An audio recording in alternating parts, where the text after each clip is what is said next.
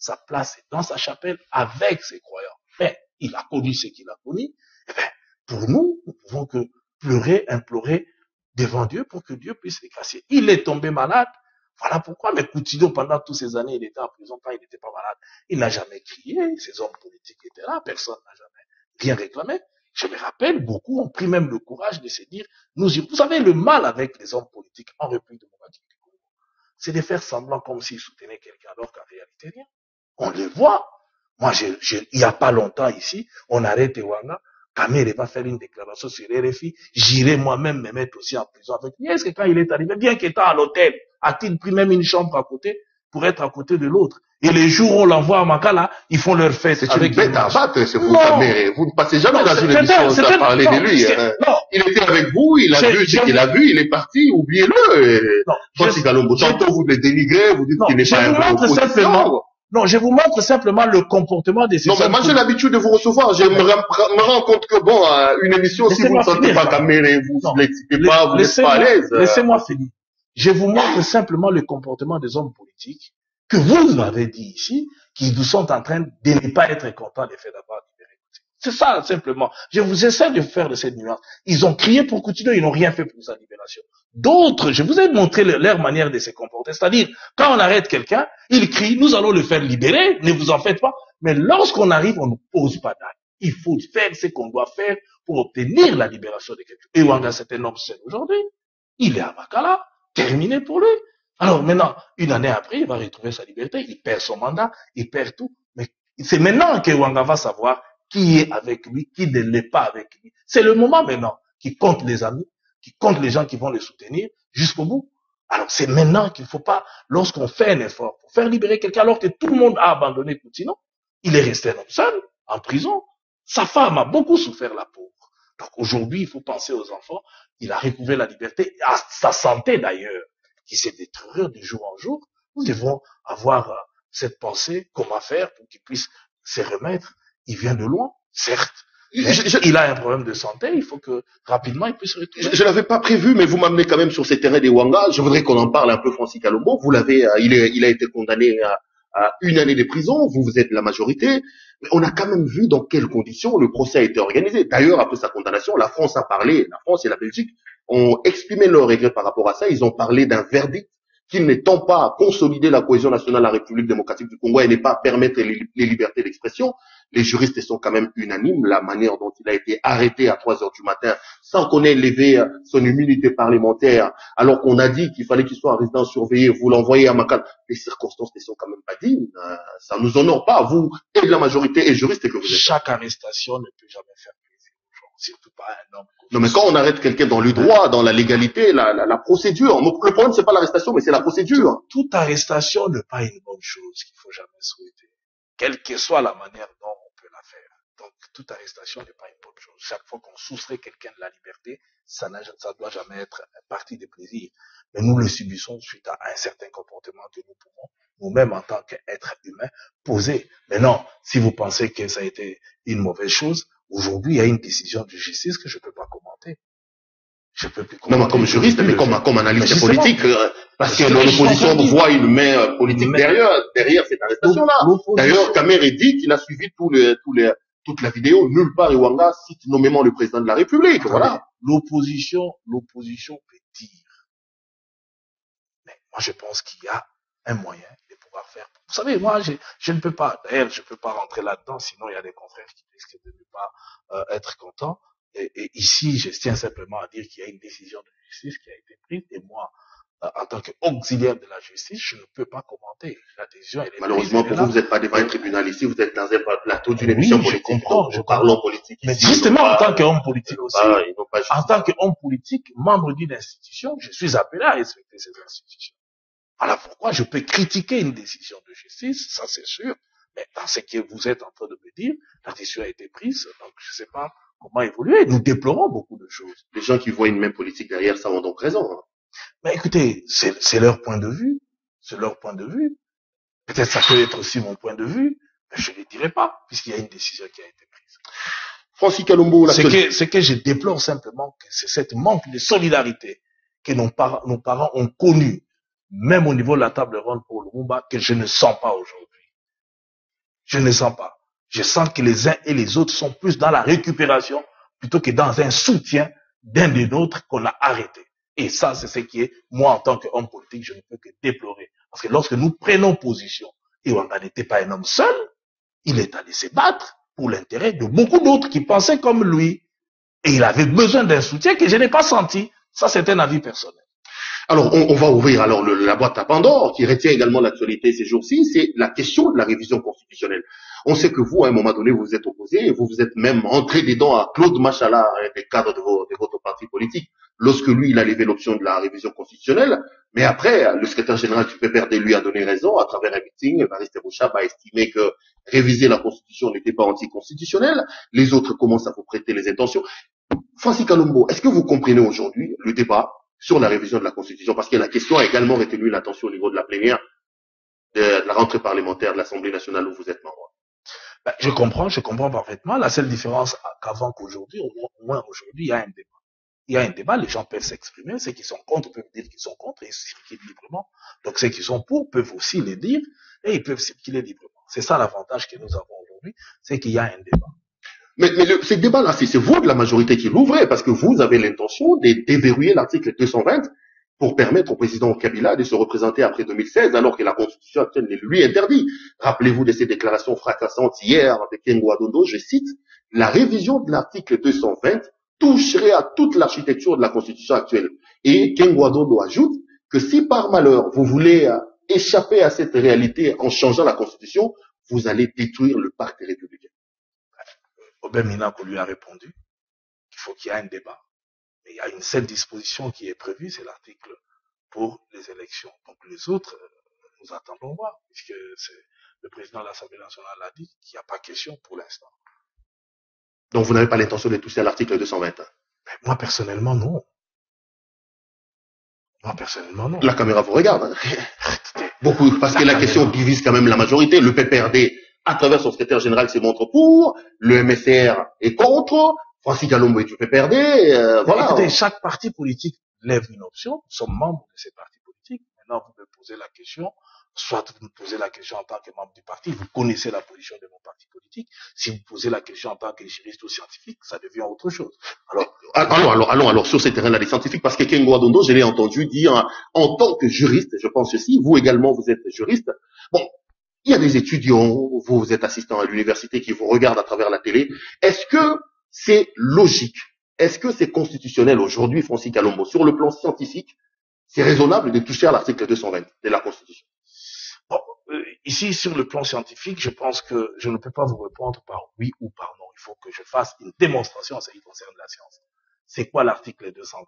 C'est cet article qui verrouille les autres dispositions de la Constitution. Alors, si vous me posez la question, peut-on le réviser à première vue? Non. Si vous posez la question, peut-on le réviser par référendum? Une fois de plus, je crois que c'est dans ce sens-là, puisque certains pensent... Parce que je sais que la majorité veut aller là-bas. Okay. Non, je pense que si il faut réviser cette disposition par référendum, je tiens d'abord à signaler aux uns aux autres que c'est par référendum qu'on révise chacune des dispositions de la Constitution, puisque l'article 218 n'a prévu d'abord que le référendum. C'est-à-dire, le peuple souverain, si vous voulez, je peux le lire, l'avant-dernier paragraphe est clair, on dit, la révision n'est définitive que si le projet, la proposition ou la pétition est approuvée par référendum sur convocation du président de la République. Mais néanmoins, toutefois, ça devient une exception. Donc, c'est-à-dire que c'est par référendum. Maintenant, le peuple souverain consulté par référendum, dans ce cadre ici de cette constitution, n'est pas le constituant originaire. Il est le constituant dérivé. Il est le pouvoir correcteur. Il vient corriger, tout comme l'Assemblée nationale, au même titre, puisqu'ils tirent leur pouvoir de la Constitution. Voilà pourquoi, en science, en droit constitutionnel, nous appelons le pouvoir constitué. La Constitution leur a donné ces pouvoirs, puisqu'ils le font conformément à la Constitution, et la forme et le fond doivent suivre. Alors maintenant, si la population qui est appelée, à qui tire son pouvoir de cette Constitution, pour pouvoir réviser les dispositions constitutionnelles, puisque le Parlement ne vient que toutefois, c'est dès qu'une exception, à ce moment-là, s'il touche ce que lui-même a verrouillé, il violerait la Constitution. C'est ce que le professeur Kamoukouni appelle fraude au constitutionnalisme. Ça a l'apparence d'être vrai, Mais en réalité, ce n'est pas vrai. Pourquoi ce n'est pas vrai? Puisque ici, le peuple n'est pas pris comme pouvoir initial. C'est-à-dire le peuple libre, il est illimité, il a un pouvoir illimité lorsqu'il est en train d'élaborer une constitution. Là, il n'est pas limité, il est souverain dans sa souveraineté, il n'est pas limité. D'ailleurs, il n'est limité que par la nature, puisqu'il y a des choses qu'il ne peut pas faire. Mais en ce moment-là, il a un pouvoir illimité et il peut tout changer, tout chambouler à l'initiative. Or, ce n'est pas le cas aujourd'hui. Donc, en clair, aujourd'hui, scientifiquement, toucher à l'article 220, même par les référendums, est une violation. C'est ce que vous voulez dire? Oui, scientifiquement, c'est une violation. C'est une violation tout simplement parce que où est-ce que le peuple tire le pouvoir de réviser? Il les tire de cette constitution. Il ne les tire pas d'ailleurs, à moins que le peuple se réveille un beau matin et qu'il fasse une révolution. À ce moment-là, lors de l'établissement d'une nouvelle constitution, là, l'Assemblée constitutionnelle qui pourra être mise en place où le peuple n'est pas limité, il peut décider tout ce que c'est comme ça lorsque, conformément à l'article 104 de la Constitution du 4 avril 2003, à qui on a confié au Parlement, d'abord au Sénat, le pouvoir d'élaborer l'avant-projet de la Constitution, ils étaient illimités.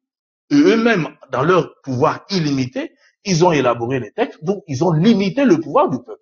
Et le peuple l'a accepté par référendum. Donc son pouvoir ici est illimité s'il doit suivre la procédure de cette constitution. C'est-à-dire, on vient avec un projet par pétition et on amène. Donc, mais si c'est une nouvelle constitution que la population veut élaborer, là, la population n'est pas limitée. Mais dans le cas actuel, où il existe une constitution, à moins de faire une révolution ou de faire un coup d'État. Sinon, aller toucher une disposition que le peuple lui-même a verrouillée, et le peuple lui-même s'est dit ici que c'est par lui qu'on peut toucher n'importe quelle disposition. Maintenant, que ce soit les autres que lui-même a verrouillées, vous ne pouvez pas les toucher par référendum. Donc, je pense personnellement que ce n'est pas par référendum qu'il faut modifier l'article 220. C'est quand même grave, c'est que vous dites, Francis Kalombo, vous avez la caméra devant vous, cadre de la majorité, juriste, vous dites haut et fort que toucher aujourd'hui à l'article 220, il ne faut pas les faire. Je veux tout simplement vous compléter, quoi. C'est que vous dites en sourdine, en théorie, je vous l'ai fait dire de manière directe. Vous m'avez posé une question. Scientifiquement parlant, je vous ai répondu. Parce qu'on vous sent politiquement aussi réticent quand même. On connaît vos positions par rapport à la question. Ici, je vous réponds calmement.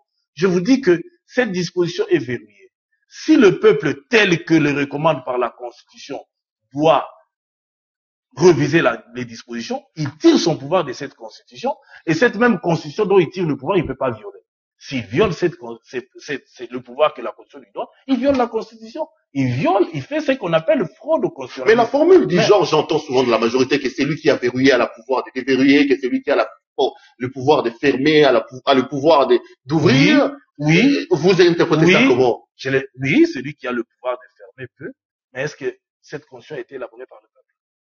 C'est le Parlement qui l'a élaborée. Ce n'est pas le peuple. Si nous voulons analyser cette constitution, le pouvoir constituant originaire, ce n'est pas le peuple. Non, mais Francis Kalombo. Mais attendez, ici je vous parle en tant que scientifique. Rentrons dans la science parce que vous voulez parler de la science. Oui. Mais le peuple, c'est 70 millions de Congolais, Francis Kalombo. Le peuple représenté par ses élus. Si vous dites que, attendez, si vous dites que pour que le peuple ait le pouvoir de réviser, il faut que ce soit lui qui construit, vous construisez un château dans des rêves. Comment 70 millions de Congolais vont élaborer une constitution? Ça va être écrit comment? Est-ce que le peuple n'est pas représenté ici par l'échantillon des siens qu'il envoie au Parlement et qu'il représente immédiatement? Je suis totalement d'accord avec vous. La théorie admise dit que pour élaborer une constitution, il faut qu'il y ait une assemblée constituante. Des élus, des représentants choisis par le peuple cantassé. En ce moment-là, ils ont un pouvoir illimité pour élaborer une constitution. Et cette constitution, ceux qui l'ont élaborée n'avaient pas reçu mandat. Je respecte cette constitution. Je n'arrête pas de le dire, puisque le sang a coulé pour qu'on en arrive là. Il n'y a pas meilleure constitution au monde. Il n'y en a pas. La meilleure constitution est celle que la population s'en est appropriée et celle qui est défendue par la population devient meilleure, puisque la population comprend et il essaye de faire en sorte que la constitution ne puisse pas être violée. C'est un autre débat. Maintenant, je réponds à votre question. Quel est le pouvoir constituant originaire quant à cette constitution? C'est les délégués au dialogue intercongolais.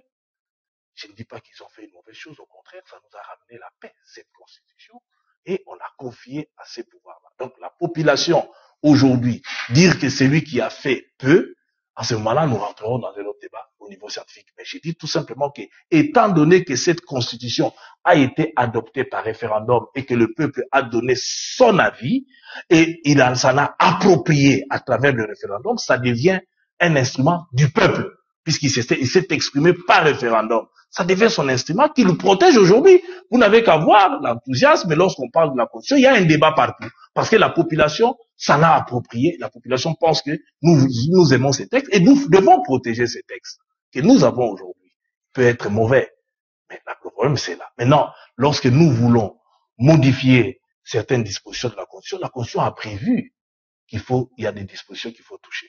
Maintenant, lorsqu'on veut aller au-delà de ça, si vous m'appelez en tant qu'homme politique, je vous donnerai un autre point de vue. Mais si c'est en tant que scientifique, je vous ai donné, puisque aujourd'hui, il y a des étudiants qui me regardent. J'enseigne le cours de droit constitutionnel. Si je leur dis autre chose, demain, ils vont m'opposer ce que je suis en train de dire. Ici, je vous donne ce que moi, je peux donner aux étudiants, aux apprenants. Donc, je vous dis aujourd'hui que je continue encore à être étudiant et mes professeurs peuvent me suivre. Si je dis autre chose par rapport à ce qu'eux m'ont enseigné, ça serait une très, très mauvaise chose. Donc, j'insiste et je dis bien que vous m'avez posé une question par rapport à cette disposition.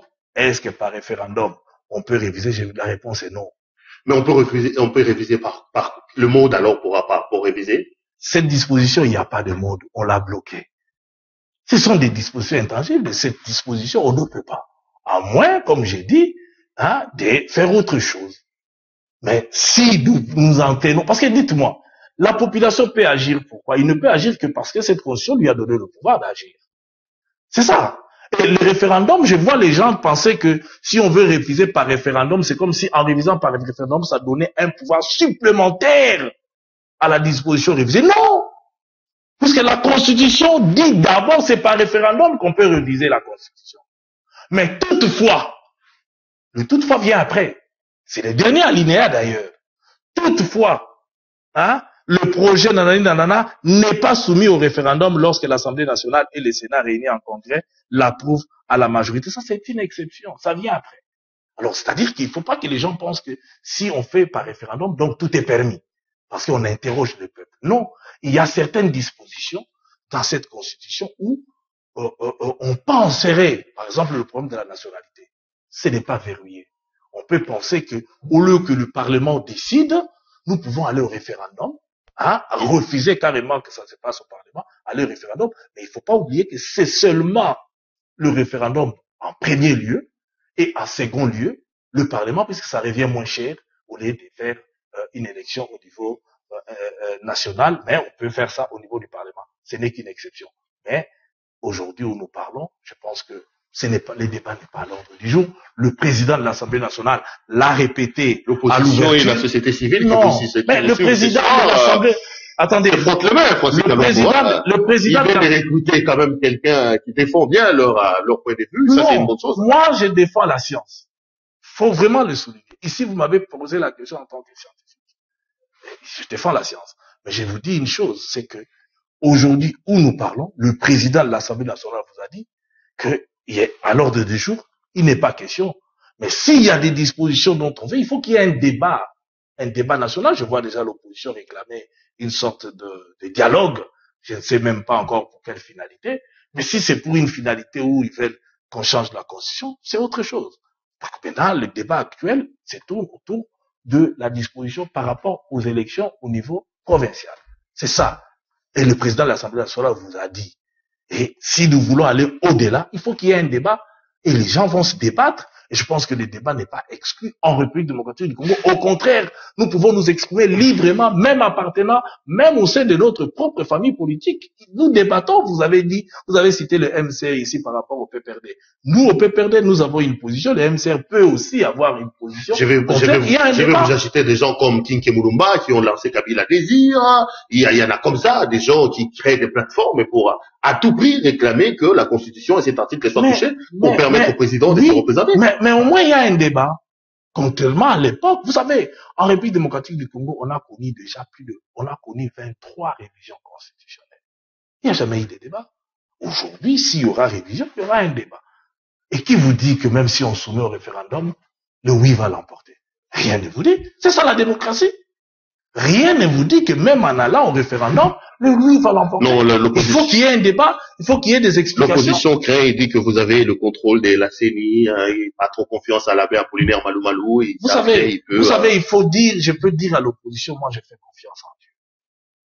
Ils doivent pas crier à l'avance qu'il y a tricherie. Nous avons vu au Sénégal, Abdoulaye Wade modifier la constitution pour représenter. Il s'est représenté, il a échoué. Rien n'est dit que c'est parce qu'on a fait ça qu'on peut gagner. Et ici, nous, au moins, la différence avec le vieille méthode, c'est qu'on soumet au débat, et s'il faut, il y aura élection, les gens vont s'exprimer, la population va s'exprimer, il fera confiance à tel ou à tel camp. Au moins, il y a un débat, au moins les gens peuvent s'exprimer, mais ne pas admettre des débats, ne pas admettre que les gens s'expriment, ça s'appelle la dictature. Laissez les gens libres, ceux qui pensent qu'il faut, vous leur laissez penser, ceux qui pensent qu'il ne faut pas, vous leur laissez développer leurs idées et nous allons devant le souverain primaire qui va décider. Mais je vous dis que les résultats ne peuvent pas être connus d'avance. Vous savez, des fois, face aux évidences, hein, vous pouvez crier, mais vous pouvez toujours tenter et face aux évidences, ça peut ne pas marcher. Bon, j'ai eu Francis Kalombo politique avec le point de vue de son parti politique, Francis Kalombo juriste scientifique avec ce qu'il a dit. Vous-même, Francis Kalombo, qu'est-ce que vous pensez de cet article? Quel est votre point de vue? Est-ce qu'il faut réviser la Constitution en 2012 pour permettre à Joseph Kabila de se représenter? Vous pensez quoi de ça? Non, moi je m'en tiens aux déclarations du président de l'Assemblée nationale. À l'heure actuelle, ne faisons pas des procès d'intention. Joseph Kabila ne s'est pas encore prononcé. Moi, je suis kabiliste dans les sangs. Donc, Joseph Kabila ne pensait pas encore pour l'instant.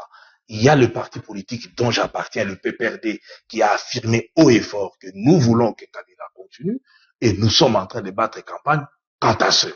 Ça, c'est la position de mon parti. Maintenant, il y a d'autres partis politiques qui peuvent penser autre chose. Donc, si le président Kabila demain dit qu'il faut réviser, vous allez le soutenir parce que vous êtes Kabila. Il faut qu'il le dise d'abord. S'il le dit, réfléchissons avec vous, projetons-nous dans le passé, dans le futur. On réfléchit, c'est l'irréel dans le présent. C'est l'irréel dans le présent. Il faut attendre le moment venu. Moi, je suis indiscipliné. J'attends, et puis le moment venu, je vais m'exprimer. Aujourd'hui, le président de l'Assemblée nationale, en répondant au président du Sénat, vous avez bel et bien dit qu'il y a une seule disposition, jusqu'aujourd'hui, qu'on propose à la révision. Personne n'a crié contre. Et des deux, on peut aller plus loin. Il a dit que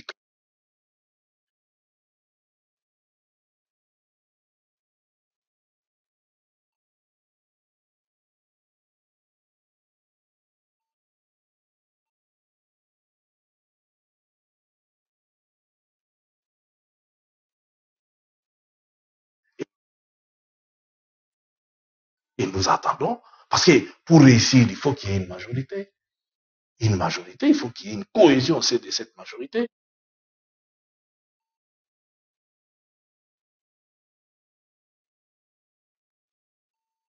C'est là, lorsqu'on est incapable de nous...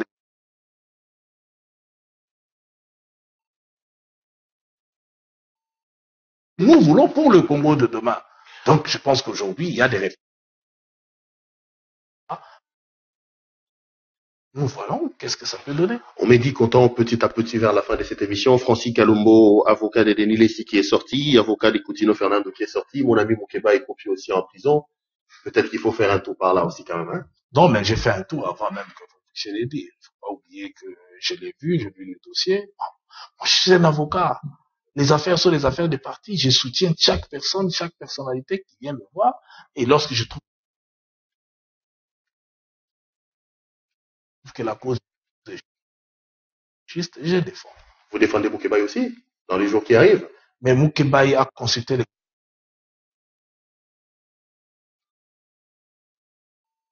Nous sommes en train d'étudier, nous sommes en train de les défendre. Et je le défendrai. Je le défends, il le sait. On croise et je le soutiens. On croise. Je pense que quand je regarde son dossier, le droit est avec lui. Et nous allons voir comment on va évoluer avec ces dossiers. On croise les doigts et on attend Mike Moukeba Yekosu, je rappelle, qui est responsable du journal RD Congo News.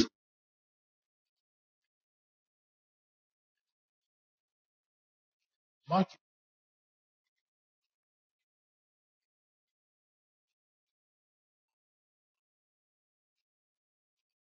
c'est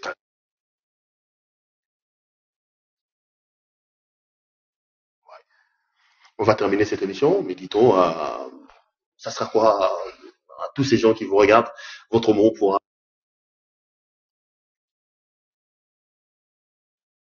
répondre aux questions. Je crois que nous avons répondu. Nous sommes en train de voir. Ce qui est important aujourd'hui en République démocratique du Congo, c'est que nous élevons un peu le niveau des débats. Ce qui est important, c'est que les gens s'expriment en République démocratique du Congo. Ce qui est important, c'est que petit à petit, nous tendons vers ce que nous appelons la démocratie. Certes, il y a encore des problèmes. Certes, il y a encore des doutes.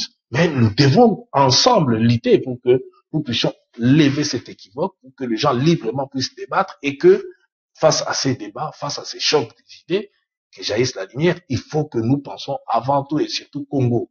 Le Congo est grand, il est beau.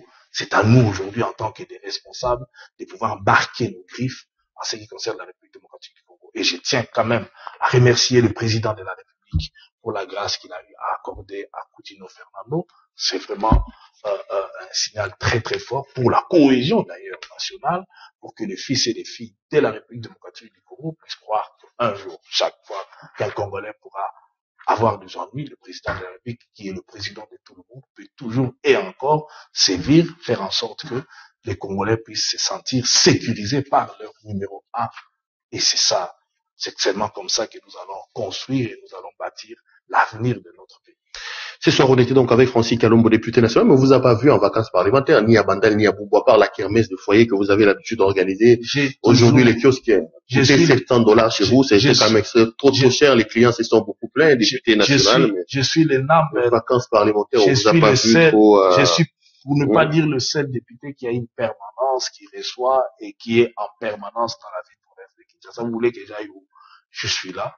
Et je peux être absent, je peux avoir des problèmes de santé, je peux avoir des problèmes de famille, mais en réalité, je suis en permanence avec les Quinoises et les Quinois, et ensemble, nous vivons dans nos malheurs, dans nos difficultés, dans nos applaudissements, et nous essayons de faire en sorte que le Congo puisse avancer. C'est chacun qui doit contribuer, chaque citoyen doit contribuer pour améliorer le quotidien des uns et des autres. Et nous le faisons malgré nos peu de moyens, et nous essayons de tout faire pour essayer d'avancer. Et je vois, la ville est en train petit à petit de se transformer. Coup de chapeau à André Kimuta, qui fait aussi un travail considérable. Je vois Bandal est en train d'être fleuri. Certes, on l'appelle Paris aujourd'hui, mais je pense qu'il faut que les habitants de la commune puissent contribuer, faire un peu d'effort pour que ça devienne effectivement bon à vivre. Nous voyons à la Gombe, aujourd'hui on fait des photos, mais petit à petit ça avance. Le Congo est en train de changer, on a des transports en commun, on avance petit à petit, et il faut que nous puissions dire aussi coup de chapeau au Premier ministre pour tout ce qu'il a fait, pour ce qu'il est en train de faire, et nous avançons. Certes, ce n'est pas facile, certes la situation est difficile, certes les Congolais continuent à souffrir, mais au moins on peut s'exprimer, on peut avancer, on peut espérer, c'est ça la différence avec notre pays. Maître Francis Kalombo, la main sur le cœur, on vous dit merci. Merci pour la promptitude avec laquelle vous avez répondu. On vous appelle avant l'émission, vous venez, ça, c'est une marque qui nous touche et qui nous va droit au cœur, sincèrement. Je suis toujours là. Et chaque fois qu'il faut apporter ma petite contribution pour la République, je serai toujours là, quelles que soient les circonstances, quelles que soient les difficultés, quel que soit le mot qu'on peut dire qui peut choquer les uns et les autres. Le plus important, c'est de les dire. Le plus important, c'est de débattre. Et moi, je suis ce que je suis et je continuerai à l'être. Madame, Messieurs, cette émission est complètement terminée. On va dire grand merci à vous qui nous avez suivis à Bombo, à Kassavubu. On pense à Madame Maryse